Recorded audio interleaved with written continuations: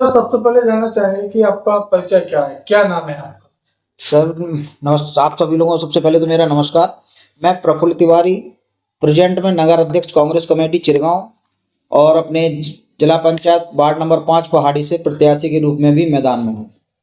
तो सर, जैसे कि आज आप चुनावी मैदान में आ रहे हैं, दावेदारी करने जा रहे हैं, तो लगभग पिछले कितना समय हो गया आज आपको समाज सेवा क्षेत्र में काम करते हुए?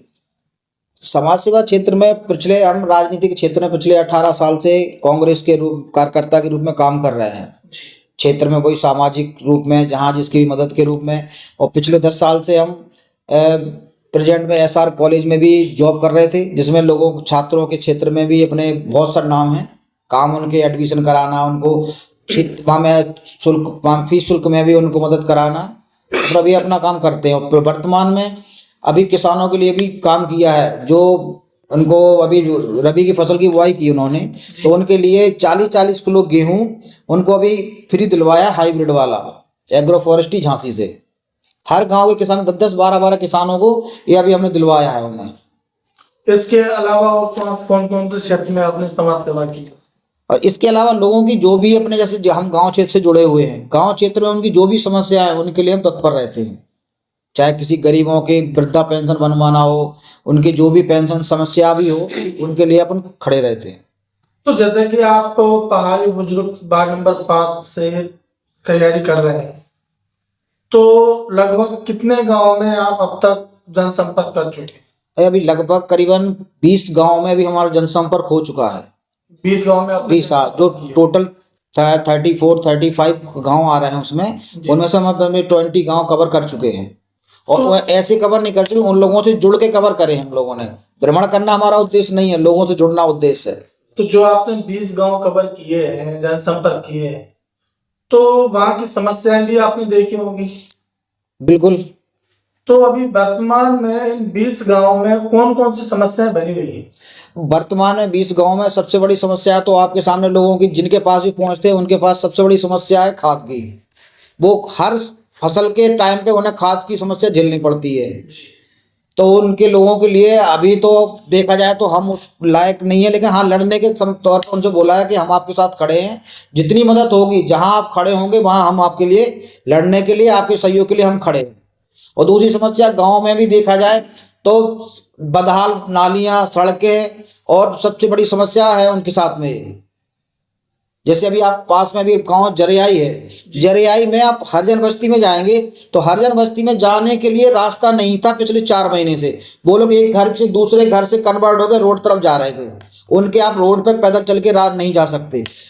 पास में हनुमान जी का, चौमुखी हनुमान जी का बढ़िया प्रसिद्ध मंदिर बना है, उनकी बस्ती जस्ट पीछे लगी हुई है, तो वो कभी उस मंदिर पे नहीं जा सकते। उनको 2 किलोमीटर चक्कर काट के, उस मंदिर है 10 मील की दूर, मतलब 10 कदम की दूरी पे मंदिर, 2 किलोमीटर चक्कर काट के उस मंदिर पे आना पड़ता है उन लोगों को।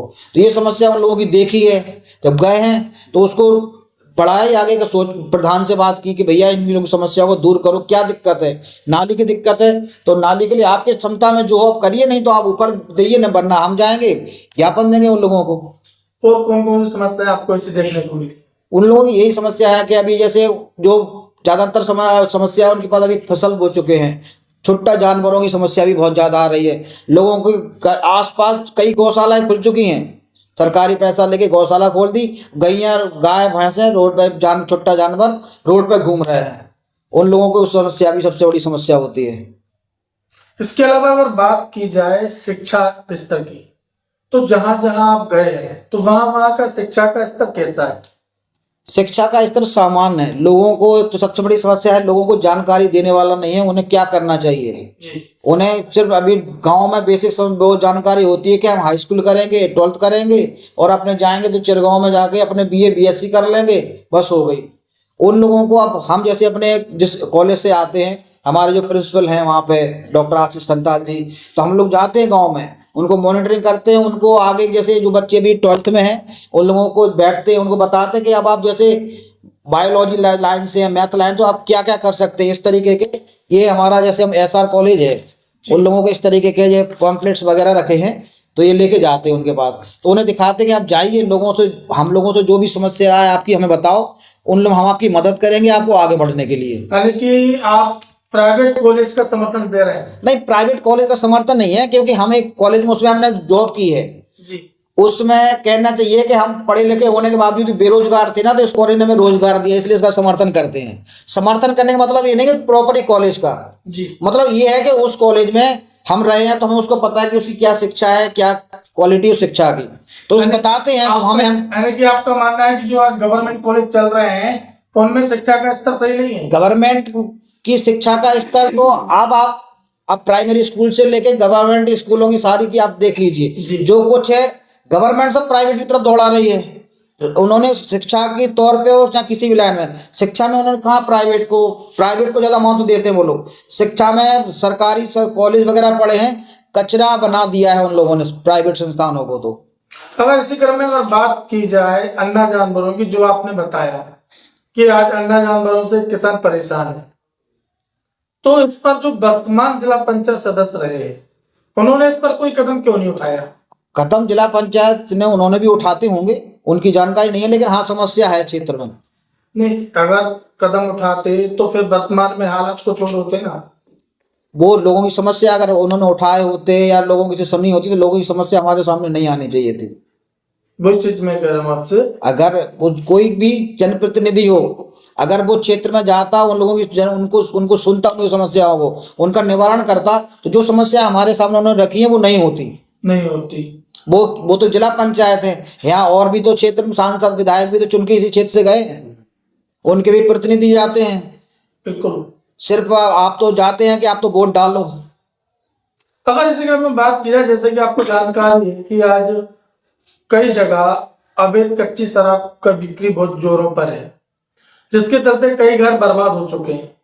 इसको लेकर क्या कहना रहेगा, और इस पर अगर आपको क्षेत्रीय जनता आशीर्वाद देती है तो आप इस पर किस प्रकार से कदम उठाएंगे? जो कच्ची शराब हो या पक्की शराब हो, इसको बढ़ावा तो गवर्नमेंट दे रही है, क्योंकि गवर्नमेंट चाहे तो कुछ भी कर सकती है और उस पर पाबंदियां लगा सकती है, लेकिन उनका ही खुला समर्थन उनको रहता है। जहाँ जहाँ देखो आपके सरकारी कच्ची अंग्रेजी देसी शराब के ठेके खुलवा रहे हैं, तो जब उनको भी तो प्रोटेक्शन दे के वो भी तो खुलेआम बेच रहे हैं सड़कों पे। नहीं, तो वो तो टैक्स वगैरह भी जमा कर रहे हैं ना अपना। कौन? कच्ची शराब वाले? कच्ची नहीं, ये जो अंग्रेजी शराब वाले हैं। तो अंग्रेजी शराब वाले वो बेच रहे हैं, वो 1 नंबर में टैक्स जमा कर रहा है, वो 2 नंबर में जमा कर रहे हैं। वरना कैसे, किसी को पता नहीं है, प्रशासन को नहीं दिखाई देता कि चौराहे पे बैठ के वो लोग कच्ची शराब बेच रहे हैं। गरीब मजदूर दिन भर मजदूरी करता है, कच्ची शराब लेके शाम को जाके पी के सो जाता, वो अपना घर बर्बाद कर रहा, वो भी तो उन्हें दिखता है, लेकिन उनकी तरफ उनका ध्यान नहीं जाता। उनकी तरफ ध्यान सिर्फ एक जाता है कि आपको हम हिंदू बना रहे हैं, आप हिंदू रहिए, बाकी आपकी क्या बर्बादी उससे उन्हें कोई मतलब नहीं है। अगर इस पर आप किस प्रकार कदम उठाएंगे? इस पर यह है कि जितनी हमारी क्षमता होगी उसके लिए विरोध करेंगे, उनका वो करेंगे कि ज़्यादा से ज़्यादा उनको बैन कराया जाए। अभी आपने कच्ची शराब को लेकर कोई जागरूकता अभियान वगैरह चलाया है? जागरूकता अभियान, जैसे हम जिस गांव से आते हैं वहाँ पे हमने उनको खदेड़ के भगाया था, और वहाँ बैठने नहीं देते हैं। जहाँ भी जाते हैं कहते हैं आप लड़िए, आप 4 लोग खड़े होकर इनका उनका विरोध करिए, हम आपके समर्थन में खड़े हैं। जहाँ तक जाना पड़ेगा, इनको कोई भी इनका सपोर्ट करने वाला हो उसके सामने मैं खड़ा हूँ।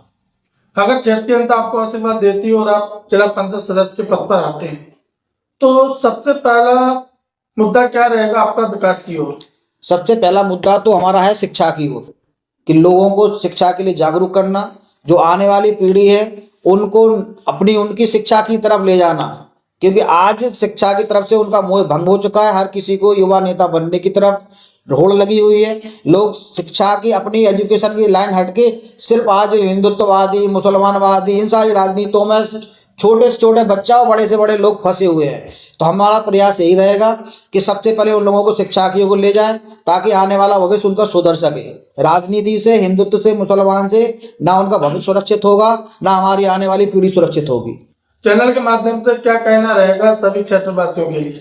चैनल के माध्यम से हम तो यही कहना चाहते हैं कि आप अपने आप को देखिए, हम अपने आप को सुधारेंगे, हमारा समाज सुधरेगा, हमारा प्रदेश, हमारा देश सुधरेगा। इसलिए हमें उन चीज़ों की तरफ ध्यान देना चाहिए जिनसे हमारा भविष्य सुरक्षित हो। धन्यवाद सर।